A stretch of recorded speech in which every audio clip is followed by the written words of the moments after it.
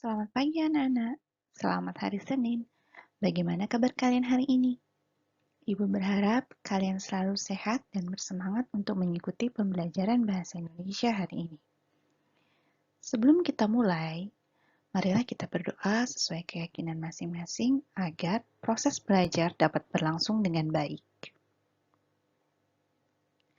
Nah, masih ingatkah kalian dengan materi Kamis lalu? Ya, tentunya masih ingat dong. Nah, sudah Ibu jelaskan mengenai pengertian, ciri-ciri, unsur-unsur, dan struktur dari teks berita. Untuk hari ini, akan Ibu jelaskan mengenai kaidah kebahasaan teks berita. Kalian bisa siapkan catatan, kemudian catat di buku catatan kalian. Karena nanti sewaktu-waktu Ibu akan memeriksa catatan kalian satu persatu.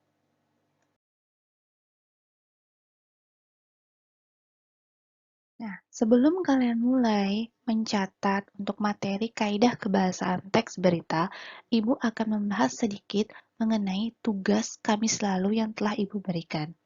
Dengan soal, mengapa informasi yang disampaikan dalam teks berita memiliki sifat aktual dan faktual? Nah, berikut jawabannya. Teks berita harus berisi informasi yang bersifat aktual dan faktual agar pembaca atau pendengar dapat memperoleh informasi terkini atau sedang hangat-hangatnya dibicarakan dan sesuai dengan kenyataannya tanpa direkayasa. Nah, seperti itulah jawabannya. Apabila nanti di web kalian lihat nilai kalian 0, berarti jawaban kalian salah. Nah, apabila misalkan kalian melihat nilai kalian 1 atau 100, berarti jawaban kalian sudah benar. Nah, itulah pembahasan tugas minggu lalu. Sekarang mari kita lanjut ke materi selanjutnya.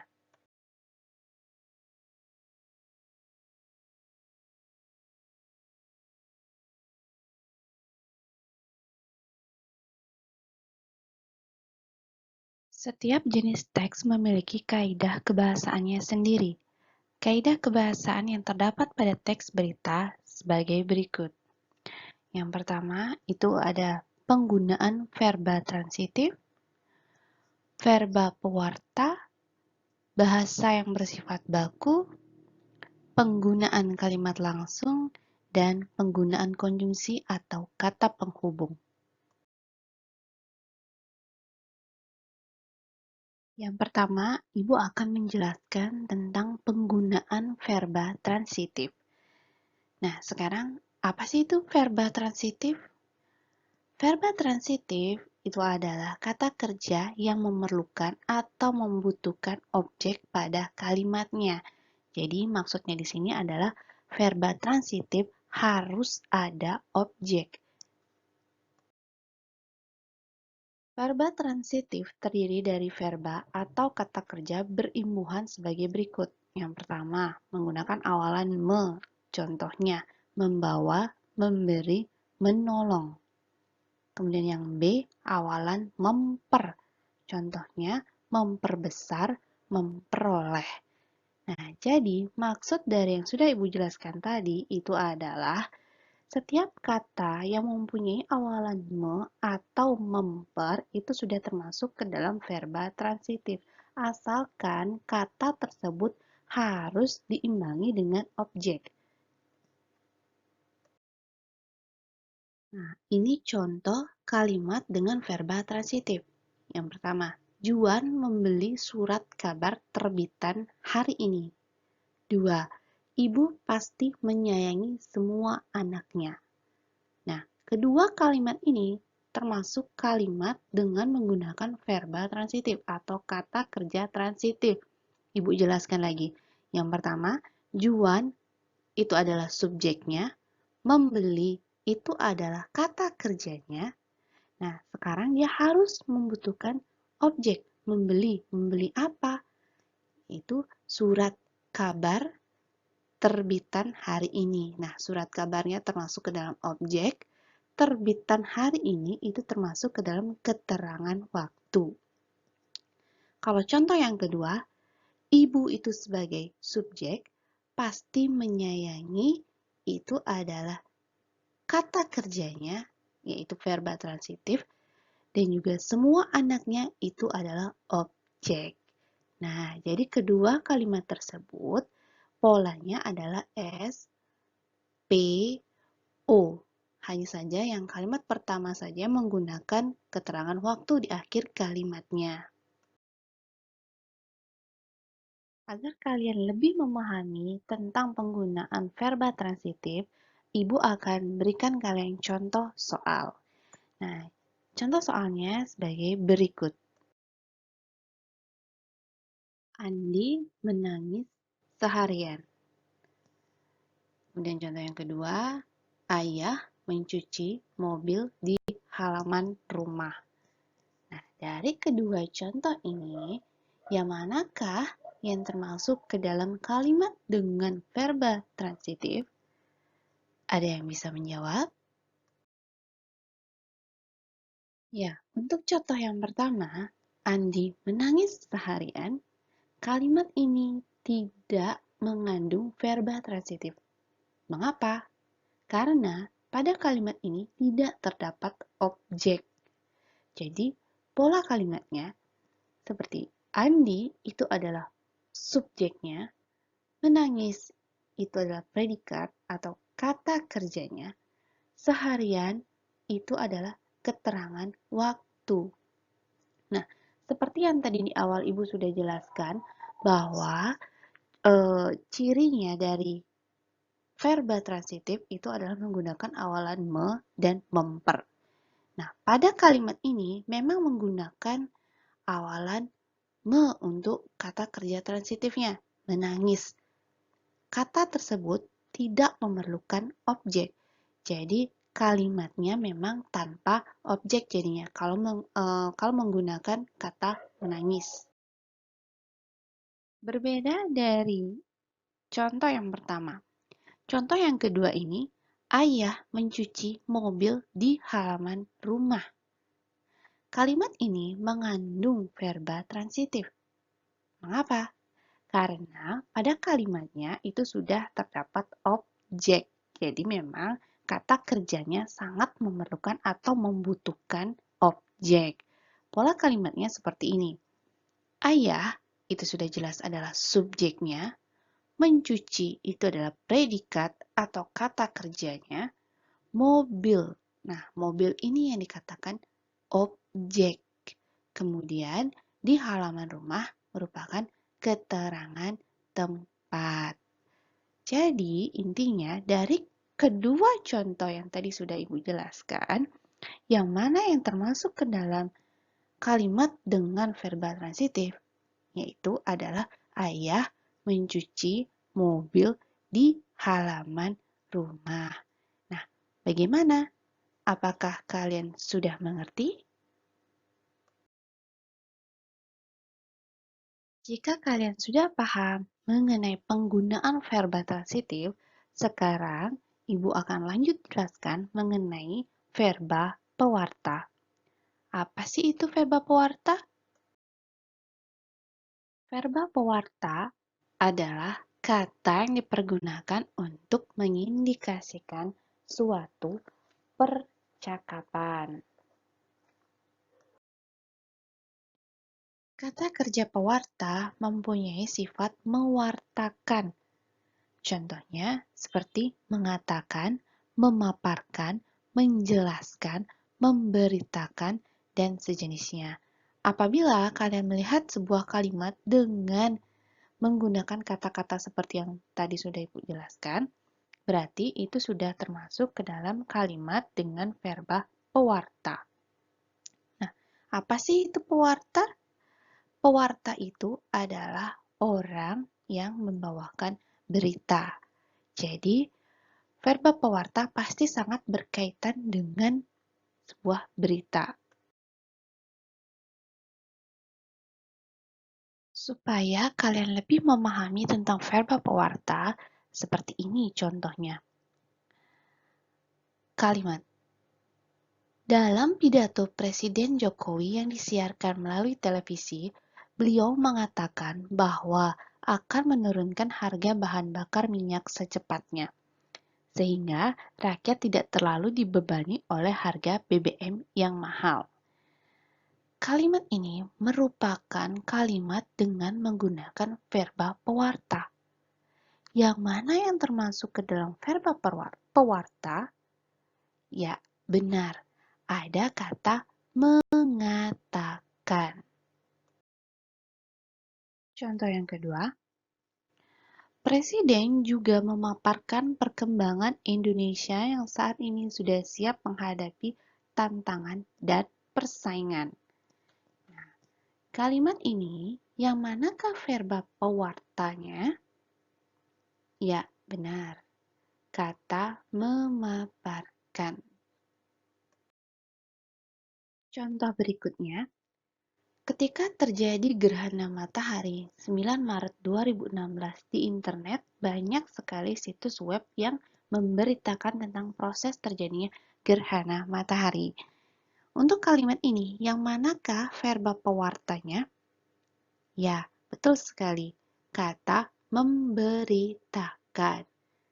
Dari ketiga contoh yang sudah Ibu jelaskan, masing-masing menggunakan verba pewarta yang berbeda.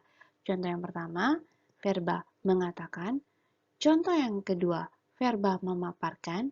Yang ketiga, itu adalah verba memberitakan.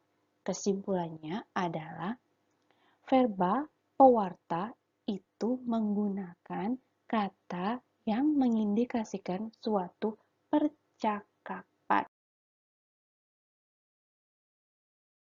Jika kalian sudah paham mengenai verba pewarta, sekarang Ibu lanjut jelaskan mengenai bahasa yang bersifat baku. Kata baku adalah kata yang sesuai dengan kaidah bahasa Indonesia yang baik dan benar dari segi pengucapan ataupun dari segi penulisan. Contoh kata baku dalam kalimat. Para atlet sepak bola sedang berlatih di Gor Ragunan. Contoh yang kedua, negara Indonesia berasaskan Pancasila. Terkadang banyak orang juga yang salah menuliskan kata atlet. Kadang-kadang orang menulis kata atlet itu adalah atlet. Nah, kalau atlet itu kata tidak baku. Kemudian berasaskan itu adalah kata baku, tapi terkadang banyak orang juga yang dari dia berbicara ataupun menuliskan kata berasaskan itu adalah berasaskan. Jadi tidak menggunakan S tapi Z. Contohnya seperti ini. Contoh kata tidak baku dalam kalimat. Yang pertama, para atlet sepak bola sedang berlatih di Gor Ragunan. Kata atlet ini tidak baku. Kemudian contoh yang kedua, negara Indonesia berasaskan Pancasila. Kata berasaskan ini yang menggunakan Z, ini adalah kata tidak baku. Jadi, dalam sebuah berita, kata-katanya pun harus kalian perhatikan. Katanya harus menggunakan kata baku agar pembaca atau pendengar itu dapat mudah memahami atau mengerti dari isi sebuah berita. Untuk selanjutnya, Ibu akan jelaskan mengenai penggunaan kalimat langsung. Kalimat langsung adalah kalimat yang diucapkan langsung atau dikutip langsung dari sebuah percakapan yang bentuk dan isi kalimatnya sama persis, tanpa diubah sedikit pun.